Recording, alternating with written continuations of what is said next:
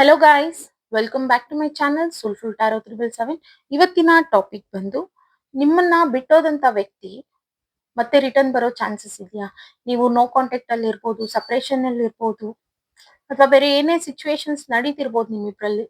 ಆ ವ್ಯಕ್ತಿ ಮತ್ತೆ ನಿಮ್ಮ ಲೈಫಿಗೆ ರಿಟರ್ನ್ ಬರೋ ಚಾನ್ಸಸ್ ಇದೆಯಾ ಅಂತ ಚೆಕ್ ಮಾಡೋಣ.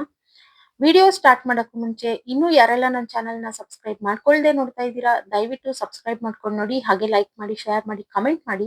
ಕನ್ಫ್ಯೂಷನ್ಸ್ ಇದೆ, ಕ್ಲಾರಿಟಿ ಬೇಕು, ಪರ್ಸನಲ್ ರೀಡಿಂಗ್ಸ್ ಬೇಕು ಅಂತಂದ್ರೆ ಡಿಸ್ಕ್ರಿಪ್ಷನ್ ಬಾಕ್ಸ್ ಅಲ್ಲಿ ಹಾಗೂ ವಿಡಿಯೋ ಟೈಟಲ್ ಅಲ್ಲಿ ನಂಬರ್ನ ಮೆನ್ಷನ್ ಮಾಡಿರ್ತೀನಿ. ಆ ನಂಬರ್ಗೆ ನೀವು ವಾಟ್ಸ್ಆಪ್ ಅಥವಾ ಕಾಲ್ ಮಾಡಿ ರೀಡಿಂಗ್ಸ್ ನ ಬುಕ್ ಮಾಡ್ಕೊಳ್ಬಹುದು. ಅಂಡ್ ಇದು ಜನರಲ್ ರೀಡಿಂಗ್ ಆಗಿರುತ್ತೆ. ರೆಸನೇಟ್ ಆದ್ರೆ ಮಾತ್ರ ತಗೊಳ್ಳಿ, ಇಲ್ಲಾಂದ್ರೆ ಬಿಟ್ಬಿಡಿ. ಫೋರ್ಸ್ಫುಲಿ ನಿಮ್ಮನ್ನ ನೀವು ಈ ರೀಡಿಂಗ್ ಗೆ ಫಿಟ್ ಮಾಡ್ಕೊಳ್ಬೇಡಿ. ಓಕೆ, ನಾವು ವಿಡಿಯೋ ಸ್ಟಾರ್ಟ್ ಮಾಡೋಣ.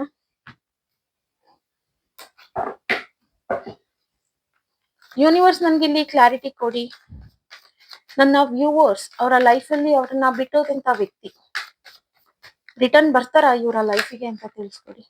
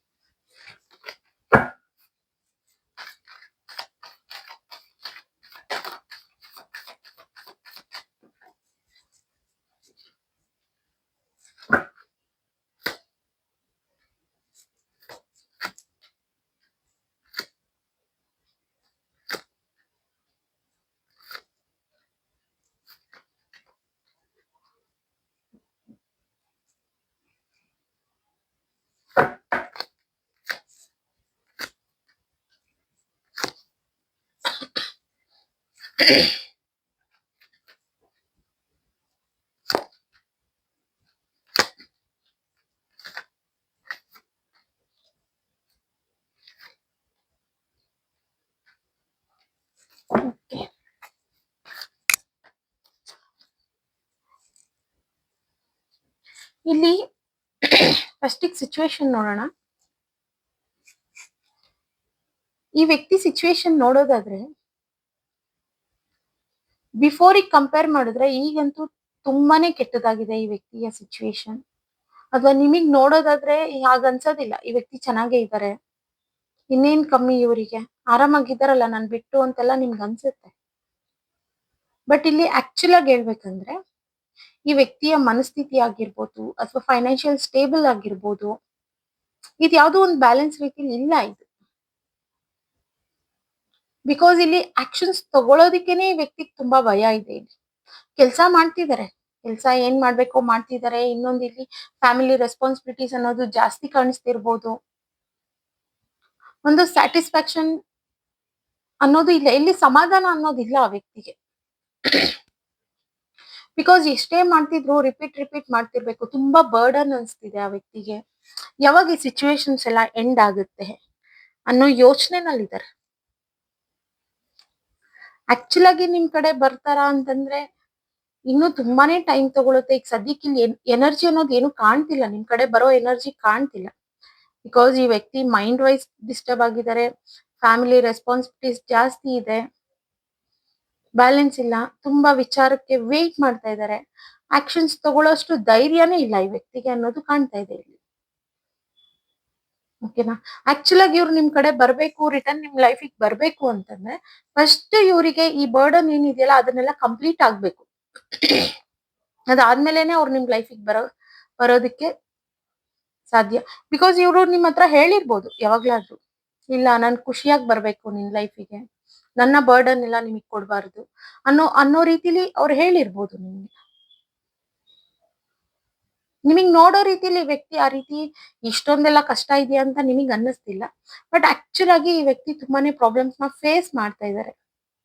ಎಲ್ಲೂ ಓಪನ್ ಅಪ್ ಆಗೋದಕ್ಕೆ ಹೇಳ್ತಾ ಇಲ್ಲ, ಎಲ್ಲೂ ಶೇರ್ ಮಾಡ್ಕೊಳಕ್ ಆಗ್ತಿಲ್ಲ ಇವರಿಗೆ.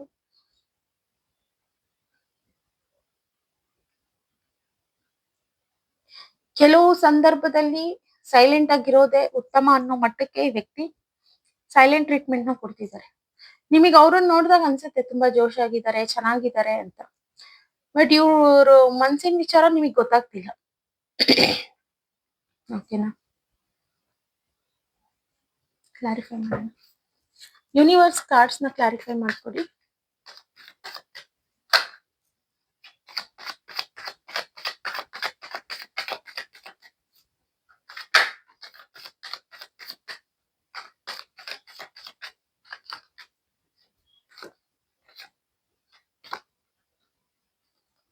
ತುಂಬಾ ಫ್ಯಾಮಿಲಿ ಬರ್ಡನ್ ಆಗಿರ್ಬೋದು, ಅಥವಾ ಫ್ಯಾಮಿಲಿನಲ್ಲಿ ಕೆಲವು ಪ್ರಾಬ್ಲಮ್ಸ್ ನ ಈ ವ್ಯಕ್ತಿ ಫೇಸ್ ಮಾಡ್ತಿರ್ಬೋದು. ಇಲ್ಲಿ ತುಂಬಾ ಸ್ಟ್ರಾಂಗ್ ಆಗಿದೆ, ಫ್ಯಾಮಿಲಿ ಎನರ್ಜಿ ಅನ್ನೋದು ತುಂಬಾ ಸ್ಟ್ರಾಂಗ್ ಆಗಿದೆ ಇಲ್ಲಿ.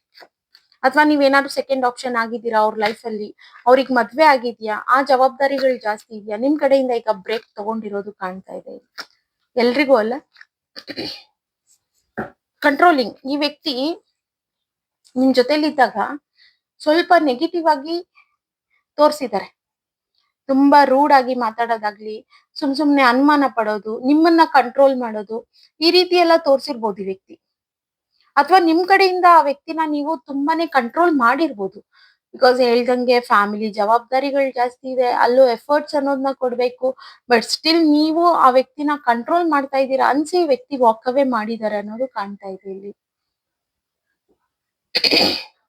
ನಿಮ್ಮ ಡಾಮಿನೇಟಿಂಗ್ ಎನರ್ಜಿ ಅನ್ನೋದು ಈ ವ್ಯಕ್ತಿಗೆ ಇಷ್ಟ ಆಗಿಲ್ಲ.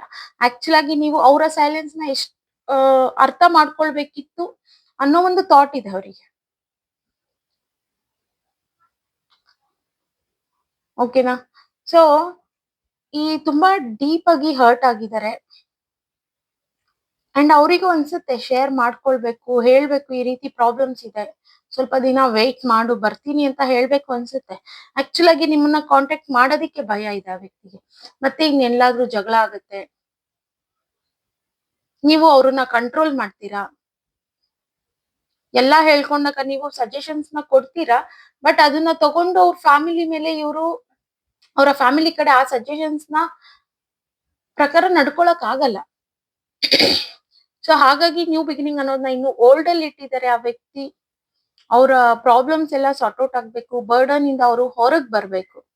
ಅದಾದ್ಮೇಲೆ ಈ ವ್ಯಕ್ತಿ ನಿಮ್ಮನ್ನ ಕಾಂಟ್ಯಾಕ್ಟ್ ಮಾಡೋದಾಗ್ಲಿ ಅಥವಾ ನಿಮ್ ಲೈಫಿಗೆ ರಿಟರ್ನ್ ಬರೋ ಚಾನ್ಸಸ್ ಇದೆ ಇಲ್ಲಿ.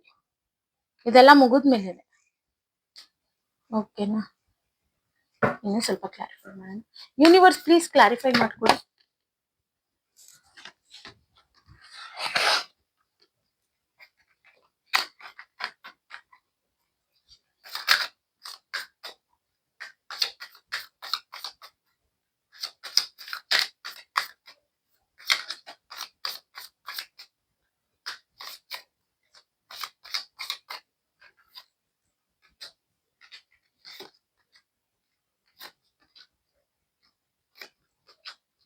ಅವ್ರಷ್ಟೇ ನಿಮ್ ವಿಚಾರವಾಗಿ ಬರೋ ವಿಚಾರವಾಗಿ ಏನ್ ಥಿಂಕ್ ಮಾಡ್ತಾ ಇದಾರೆ ಅಂತಂದ್ರೆ, ಈಗ ನಾನು ನಿಮ್ಮ ಲೈಫಿಗೆ, ಈಗ ಅವ್ರು ನಿಮ್ ಲೈಫಿಗೆ ಬಂದ್ರು ಅಂತಂದ್ರೆ ಕಮಿಟ್ಮೆಂಟ್ ಅನ್ನೋದನ್ನ ಕೊಡ್ಬೇಕು, ಅಥವಾ ಟೈಮ್ ಅನ್ನೋದನ್ನ ಇನ್ವೆಸ್ಟ್ ಮಾಡ್ಲೇಬೇಕು ಅಲ್ಲಿ. ಸೊ ಈ ವ್ಯಕ್ತಿ ಯೋಚನೆ ಇರೋದಷ್ಟೇ, ಫಸ್ಟ್ ಏನ್ ಪ್ರಾಬ್ಲಮ್ಸ್ ಇದೆ ಅದನ್ನೆಲ್ಲ ಕ್ಲಿಯರ್ ಮಾಡ್ಕೊಂಡು ಇದಾದ್ಮೇಲೆ ಬರೋಣ. ಅನ್ನೆಸೆಸರಿ ನೀವು ಹೋಪ್ಸ್ ಇಟ್ಕೊಳ್ಳೋದಾಗ್ಲಿ. ಬಟ್ ಸ್ಟಿಲ್ ಅವ್ರ ಮನ್ಸಲ್ಲಿ ಇದೆ, ನೀವು ವೇಟ್ ಮಾಡಿದ್ರೆ ಸಾಕು ಒಂದ್ ಸ್ವಲ್ಪ ದಿನ ಅನ್ನೋ ಒಂದು ಮನಸ್ಥಿತಿ ಇದೆ. ಬಟ್ ಇಲ್ಲಿ ಅದನ್ನ ಹೇಳೋದಕ್ಕೂ ಅವ್ರಿಗೆ ಆಗ್ತಿಲ್ಲ. ಈಗ ಒಂದೇನೋ ಹೇಳೋದು, ನೀವ್ ಅರ್ಥ ಮಾಡ್ಕೊಳ್ಳೋದು, ಬಿಕಾಸ್ ನೀವು ಇಲ್ಲಿ ಡಾಮಿನೇಟಿಂಗ್ ಇದ್ದೀರಾ ಆ ವ್ಯಕ್ತಿ ವಿಚಾರದಲ್ಲಿ.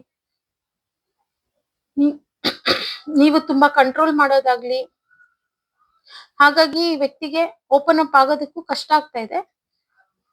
ಸೊ ಹಾಗಾಗಿ ಇಲ್ಲಿ ನೀವು ಕಂಟ್ರೋಲ್ ಮಾಡ್ತೀರಾ ಅನ್ನೋದ್ರಿಂದ ಈ ವ್ಯಕ್ತಿ ನಿಮ್ ಕಡೆ ಕಾಂಟ್ಯಾಕ್ಟ್ ಮಾಡ್ತಾ ಇಲ್ಲ.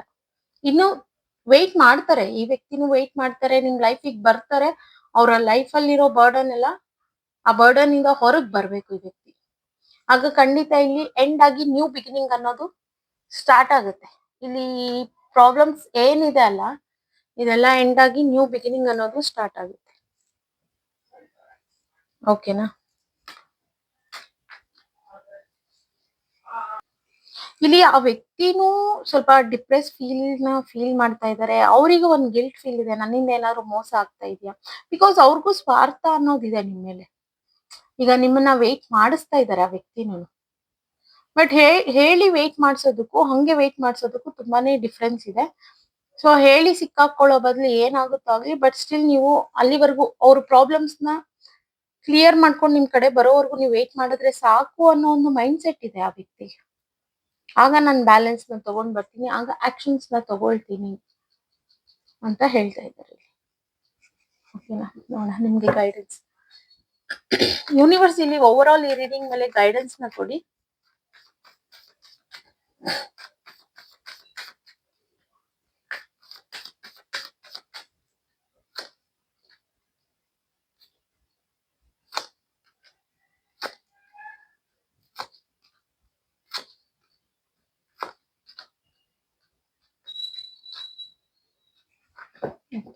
ಸೊ ನೀವಷ್ಟೇ, ನೀವ್ ಯಾಕೆ ತುಂಬಾ ವೆಯ್ಟ್ ಮಾಡಿ ನೀವು ಈ ಎನರ್ಜಿನಲ್ಲಿ ಸ್ಟಕ್ ಆಗಿದ್ದೀರಾ ಈ ವ್ಯಕ್ತಿಗೆ. ಸೊ ನೀವು ಮೈಂಡ್ ವೈಸ್ ತುಂಬಾನೇ ಈ ವ್ಯಕ್ತಿನ ಚೇಸ್ ಮಾಡ್ತಾ ಇದ್ದೀರಾ. ಸೊ ಓನ್ಲಿ ಅದು ಸಹ ಆ ವ್ಯಕ್ತಿನ ಕಂಟ್ರೋಲ್ ಮಾಡ್ತಾ ಇದೆ. ನಿಮ್ ಲೈಫ್ ಅಲ್ಲೂ ತುಂಬಾ ಕೆಲ್ಸಗಳಿದೆ ನೀವು ಮಾಡೋದು. ಆ ಕಡೆ ನೀವು ಫೋಕಸ್ ನ ಕೊಡಿ. ಅಲ್ಲಿ ಜಸ್ಟಿಸ್ ನ ಮಾಡ್ಕೊಳ್ತೀರಿ. ಓಕೆನಾ? ಅದಾದ್ಮೇಲೆ ಆ ವ್ಯಕ್ತಿ ಬರ್ತಾರೆ, ಇಲ್ಲಿ ಬರೋ ಚಾನ್ಸಸ್ ಇದೆ ಅಲ್ಲಿ. ಸೊ ನೀವು ಮೈಂಡ್ ವೈಸ್ ಅವ್ರು ಬರ್ಲಿ ನಾನೆಲ್ಲಾ ಮಾಡ್ಕೊಳ್ತೀನಿ ಅಂತಂದ್ರೆ ಅದು ತಪ್ಪು. ನಿಮ್ ಕೆಲ್ಸ ಏನ್ ಮಾಡೋದಿದೆ ಅದನ್ನ ಮಾಡ್ತೀರಿ. ಓಕೆನಾ? ಫೋಕಸ್ ಅನ್ನೋದು ಅವ್ರ ಮೇಲಿಂದ ಬಿಟ್ಟು ನಿಮ್ಮ ಲೈಫ್ ಕಡೆ ನೀವು ಫೋಕಸ್ ನ ಕೊಡಿ. ಸ್ವಲ್ಪ ಪ್ರಾಕ್ಟಿಕಲ್ ಆಗಿ ಥಿಂಕ್ ಮಾಡೋದಕ್ಕೆ ಯೋಚನೆ ಮಾಡಿ. ವೆಯ್ಟ್ ಮಾಡಿ ನಿಮ್ಮನ್ನ ನೀವು ತಪ್ಪು ಅಂತ ನೆಕ್ಸ್ಟ್ ನಿಮ್ಮನ್ನ ನೀವೇ ಬ್ಲೇಮ್ ಮಾಡ್ಕೊಳ್ಳೋ ಹಾಗೆ ಮಾಡ್ಕೋಬೇಡಿ. ಓಕೆನಾ?